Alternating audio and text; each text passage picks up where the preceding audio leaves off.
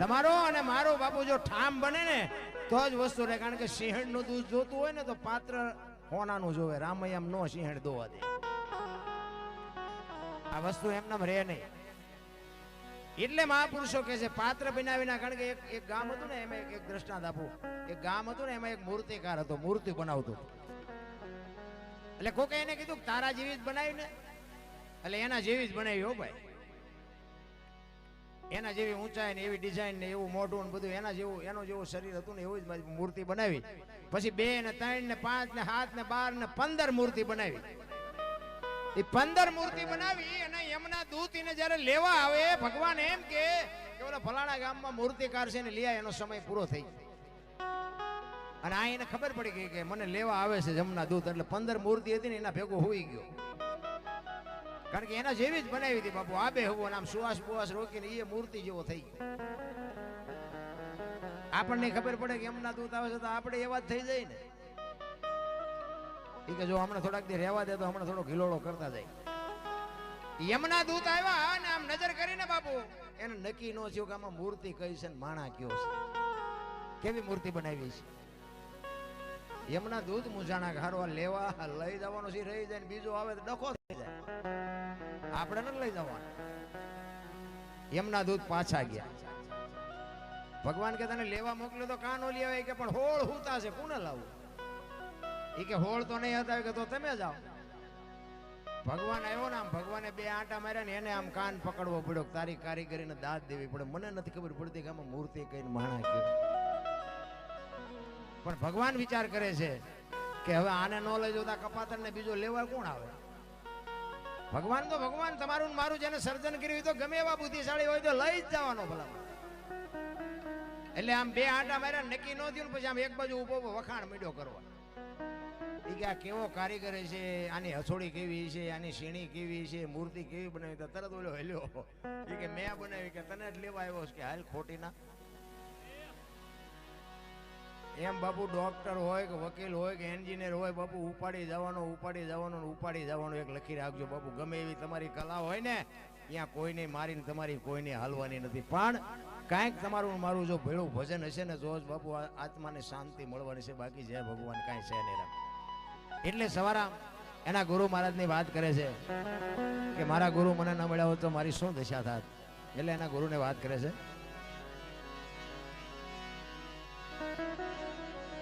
જુગતી કરીને જોવા હાલી મારા સદગુરુજે બતાવી મને શાન. અમરનગરમાં આતમ દેખ્યા હું તો ભૂલી ગઈ તી દેહનું ગામ. આ મહાપુરુષો કે છે અગમ ને અગોચર ને આ બધું ક્યાં આવ્યું છે? હું તો એમ કહું સદગુરુ પાસે કઈક મથો ભલામણ. આમાં આમનામ હમણાં દી વયો જાય. નૂરતા ને સુરતા ને સૂક્ષ્મણા ના તો બધું ઘણું બધું છે ભલામણ. જો બાકી આપણે ગુરુ ને પૈયા લાગ્યા ને ગુરુ પાસે 5-25 રૂપિયા આપીને વૈયા આવ્યા. ગુરુ ને કઈ દેવું નથી ને આપણે કઈ લેવું નથી. કઈક તો મથવું જોઈએ ને ભલામણ. બાકી તો જાનવર પૂજાય છે. હળદીના ઘાટ ઉપર ઘોડો પૂજાય છે મહારાણાનો, સતાધારમાં પાડો પૂજાય, દાદા મેકરણનો કૂતરો ને ગધાડો પૂજાય. હવે જાનવર પૂજાય ભલામણ. આપણને કોઈ ઓળખતું નથી. અગમ અગોચરની આ બધી ઘણી બધી મહાપુરુષો વાત કરે. આ બધું ક્યાં છે? કારણ કે આ બોલ્યા જેવી વસ્તુ જ નથી. પહેલી વાત આ તો આનંદ કરાવી છે. બાકી ભજન ગાવા કરતા કરવું અઘરું છે, કરવા કરતા સમજવું અઘરું, સમજવા કરતા જીવનમાં ઉતારવું અઘરું છે. જો જીવનમાં ઉતરી જાય તો જીરવવું બધા કરતા અઘરું છે. ભજન એમના બાપુ રહે નહીં. એની માટે તમારી વેદના હોવી જોઈએ. તમને ખેતીનો પ્રેમ હોય તો ખેતી તમે ઉત્પાદન મેળવી શકો. ઢોરામાં પ્રેમ હોય તો ઢોરામાં ઉત્પાદન તમે લઈ શકો. આ પ્રેમ જાગે ને તો જ બાપુ આ બધું વસ્તુ પતે, બાકી ન પતે. એટલે કે છે અમરનગર માં આત્મ દેખા ને તેથી ભૂલી ગઈ તી હું દેહનો એ જેવો નિર્ભય ના તો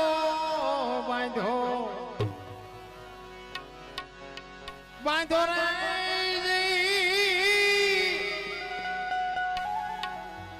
એ બધમાં મારું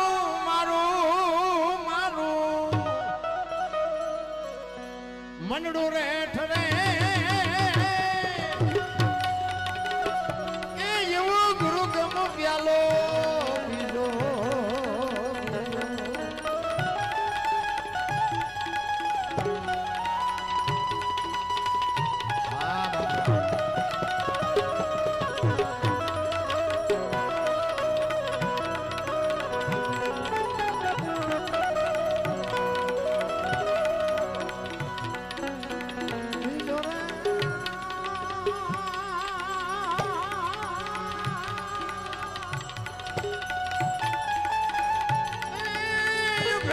સદ પામી ઉદો સદગુરુ જીવને એ જેવો ગુરુ ગમ પ્યાલો એ જેવો ગુરુ ગમ પ્યાલો. ભજન વસ્તુ બાપુ એવી છે ને, તમે અમને અહીં બોલાવ્યા છે, તમે સાંભળો છો, અમે ગાઈએ છીએ, તમને આમાં ઉતરે કે ન ઉતરે બાપુ, આટલા જણા બેઠા છો, અમારું ચાર્જિંગ વધી જાય, એ વાત પાકી છે. અમને એમ થાય કે ભાઈ આ 50-100 જણા અમને સાંભળે, અને બાપુ સાંભળનારા હોય તો અમને એમ થાય કે અમારા ફેફડા તોડી નાખી, ભલામણ આંતડા કાઢી નાખી. ખાનારા નથી મળતા, નાખવું ક્યાં વાડીમાં, ખાનારા તો જોવે ને સામે. ઘણું આપ્યું છે સંતોએ, પણ ખાના આવું કઈ હોય જ નહીં. આવું કઈ લ્યો શું સમજાવવા? એમાં સિટીમાં તો આમ વધારે પૈસાદાર હોય કે એકચ્યુઅલી આવું કઈ હોય જ નહીં. એકચ્યુઅલી ના દીકરાઓ મરી જાઓ. આ જીવ ને શિવ છે ને, ભજન સિવાય એક થાય જ નહીં. જીવને ને શિવને એક કરવા માટે બાપુ જરૂર ભજન ની જ પડે. બુદ્ધિથી, વિજ્ઞાનથી, પૈસાથી જીવ ને શિવ એક દી કોઈ ન થાય. એમાં જરૂર ભજન ની પડે બાપુ. નકર જો જીવ ને શિવ એક થતો હોય તો અત્યારે બુદ્ધિ ના તો ગાળિયા થયા કેટલા. બોલે તો જઈ વારો નથી આવતો. શું આપણે વાત સમજાવી? એમ નથી, પણ આની બાપુ વેદના હોવી જોઈએ, આની કઈક પીડા હોવી જોઈએ. એક શબરી, તમે વિચાર કરો, રામાયણ નું અદ્ભુત પાત્ર.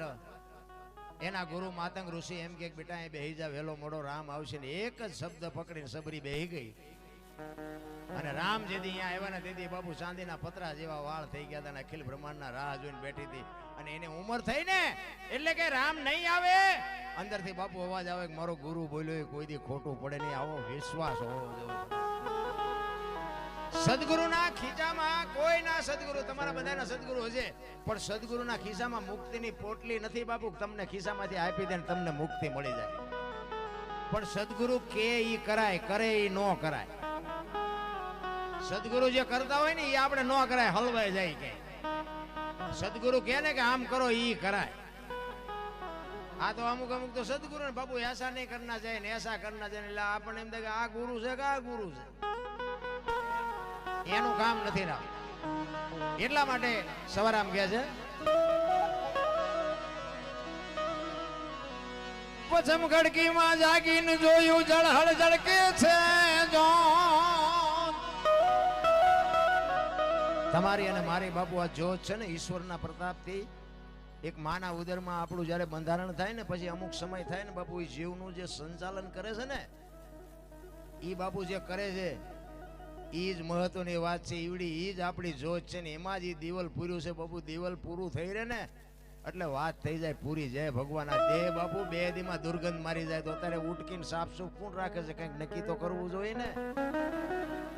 અત્યારે કોઈનો દેહ દુર્ગંધ ન મારતો હોય તો આપણે જોવું તો જોવે ને કે અત્યારે કોણ સાફ રાખે છે. હરિદ્વાર વાળા કે દ્વારકા જવું છે, સોમનાથ વાળા કે પાવાગઢ જવું, તો હા શું ચાલશે એ તો કહો. 5 તત્વનો દેહ બન્યો છે. મહાપુરુષો કહે છે ધરતી, આકાશ, પવન, પાણી અને પ્રકાશ. 5 તત્વનો દેહ છે. આપણા ગામમાં મંદિર ન હોય ને તો મરી ન જાય. આપણે કે મંદિરે કે આ તીરથ બીરથ ન કરીએ ને તો મરી ન જાય. પણ આ હવા ન હોય તો, આ પાણી ન હોય તો, આ પ્રકાશ ન હોય તો, સવારમાં ઉઠીને પગે એને લાગવાની જરૂર છે, કોઈ નથી લાગતું.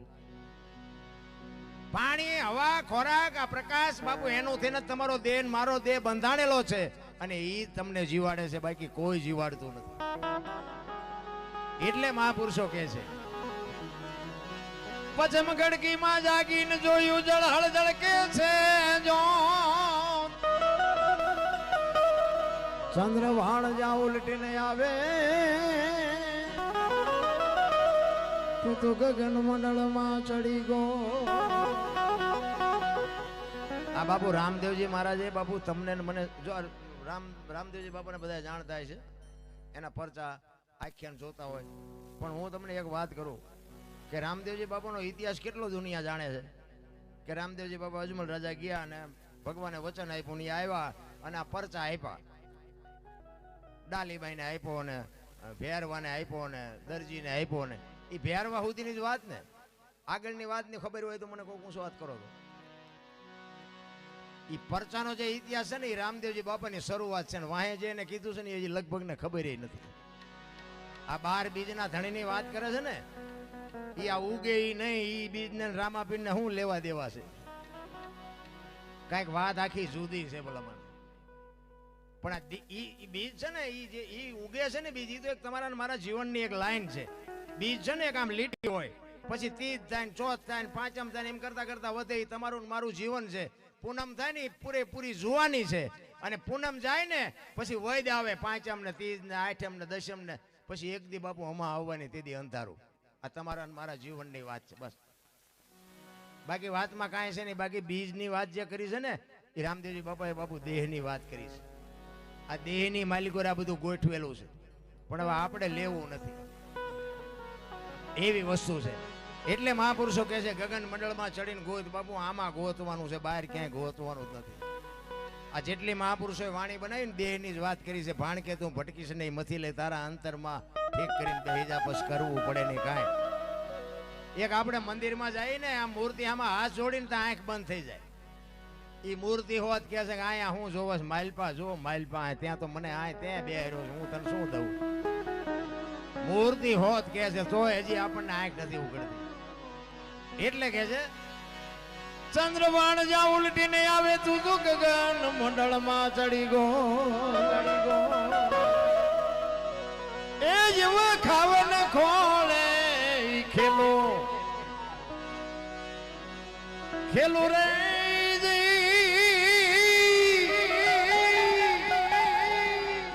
એ સુરતા જ્યારે જામે જ્યારે. જો આ સુરતા અને શબ્દનું બાપુ મિલન થાય ને બાપુ, અહીંયા ઈશ્વર પ્રગટ થાય. ઈશ્વરને ગોતવા જે મળે એવું નથી. અને ઈશ્વર છે ને આપણા જેવો છે નહીં.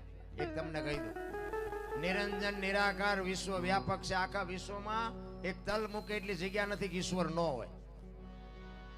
મૂર્તિ તો બરોબર છે, ખોટી છે એવું મારો વાત નથી, પણ મૂર્તિ પાસે બાપુ તમને કહું, ગોરખ બાપુ આ ગોરખ બાપુએ કીધું કે જો પાણા પૂજે હરી મળે તો હું મોટા પહાડ પૂજું.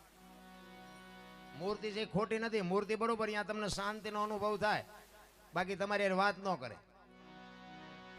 એટલા માટે જ મહાપુરુષો કહે છે તમારી અંદર ગોતવાનું છે. તમે કાંઈક છો, હું તો મને તો આ બેઠા એમાં ભગવાન દેખાય લો, આ બધા હામાં મારા હામાં ભગવાન જ બેઠા, તમને ન દેખાતું હોય તમારો પ્રશ્ન છે. એટલે મહાપુરુષો કહે છે સુરતા શબ્દનું જ્યારે મિલન થાય ને ત્યારે જ પરમેશ્વર પ્રગટ થાય. કારણ કે આ તો બાબુ આપણી માર ખવડાવે ને એ મન ખવડાવે, પુરાવે ને તો મન પુરાવે, છોડાવે તો મન છોડાવે. આ મન છે ને ધજાની પૂંછડી જેવું, એ જ એવું નથી રહેતું, અને એ ઉભું રહી જાય તો કામ થઈ જાય. એટલે તો ગંગા સતીએ વાણીમાં કીધું 21,600 શ્વાસા બાપુ આપણે હુઈ જાય તો ચાલુ રાખે છે. કોણ રાખે છે? 21,600 શ્વાસા બાપુ ગંગા સતીએ પરફેક્ટ હિસાબ મારીને કીધું 1 મિનિટના 15, 1 કલાકના 900, 12 કલાકના 10,824 કલાકના 21,600 થાય. ગણવા હોય તો ગણી જોજો. એની જ મજા છે. તમારા મારા હાકે છે કોણ? એ જ વાત છે બાપુ. એના માટે સદગુરુની જરૂર પડે. એમનામાં કઈ પતે એવું નથી. હુસેન બાપુ ભજન થાય એવું નથી. કારણ કે અમે અહીંયા આવ્યા હોય અને અમારે કઈ કઠણાઈ હોય ને વાગે ભાંગે તો ગામ આખું હાંઠિયો નો થઈ જાય. અને એમ કે પણ હું રોજે રોજ દોડ્યા જાઉં છું, આના કરતા ઘરે બેહો ને. હવે આ ભજન ગાવા આવ્યા એટલે વાગ્યું, અહીંયા ઘરે હોય ન વાગે. ખોટું તમારે ન કરવું હોય, જગત તમારી પાસે કરાવે. આ કંસ છે ને, કંસ કૃષ્ણ પરમાત્માના મામા છે ને, એ કંસના જે બેન બનાવી હતા ને દેવકી ને વસુદેવજી બાપુ, એ તો કંસને બાપુ બહુ વાલા હતા.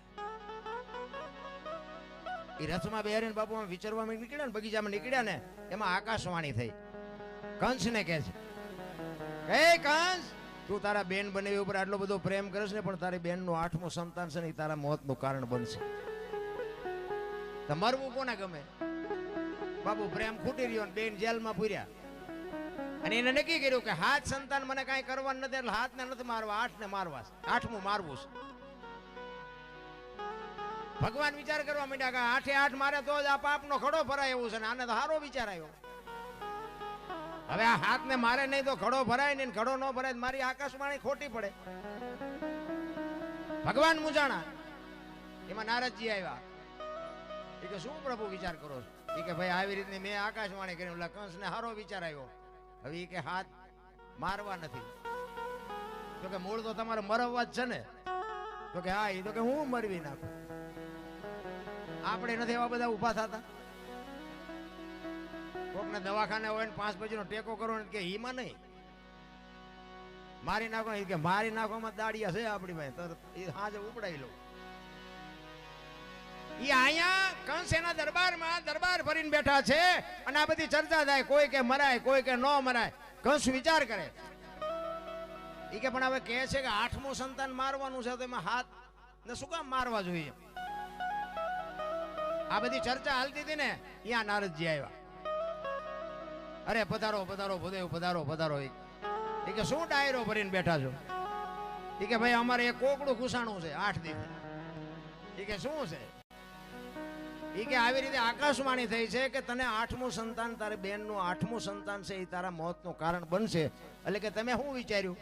એ કે મેં એવું વિચાર્યું છે કે હાથને નથી મારવા, 8મું મારી. એ કે તમારી ભૂલે જ છે. કે કેમ? એ કે 8 ને મારો તો જ મેળ પડે. પણ કે એમ ન, 8માની વાત છે તો હાથથી મારવું, મરવાનો નથી તો હાથને હું કામ મારવા જોઈએ? પછી નારદજી કીધું, એ કે આ દિવાલ ઉપર કે હાથ લીટા કરો. એ આમ લીટા કર્યા. એ કે ગણો આઈન પરથી. એ કે 1 2 3 4 5 ને હાથ. એ કે આઈન પરથી ગણ્યા ને, કે ભગવાન આઈન પરથી ગણશે તો એ કે તો પેલું 8મું થાય. તો કે હું એટલે જ કહું છું 8 8 ને પતાવો. આ એમાં ખોડદો કઢાયો, મરવું તો ન હોય ને, કોઈ ખોટું કરવું ન હોય, બીજા કરાવે. એ કે આપણે આઈન પરથી ગણો છો, ભગવાન આઈન પરથી ગણે, આપણે શું ભગવાનને કરવાના હતા? એ કે ઈ તમારી વાત સાચી. તો કે હું એટલે જ કહું છું 8 ને પૂરું પાડો. આ દુનિયામાં બાપુ આમ જ હાલે છે. એટલે સવારામ બાપા છેલ્લે કહે છે, ઉલટા પવનમાં આનંદ વર્ત્યો રમતા દિન રાત. દાસ સવો ફુલગીરજી ચરણે અમે કેને કરીએ સંતો તો બાબુ બહુ કીધું છે કે મારે કોકને કહેવું છે પણ કોઈ સાંભળવા તૈયાર નથી. કોને કહેવું મારે? અરે શું સંતોના બાપુ રુદિયા રોયા છે ભલામણા, આપણને આંખ નથી ઉગડી.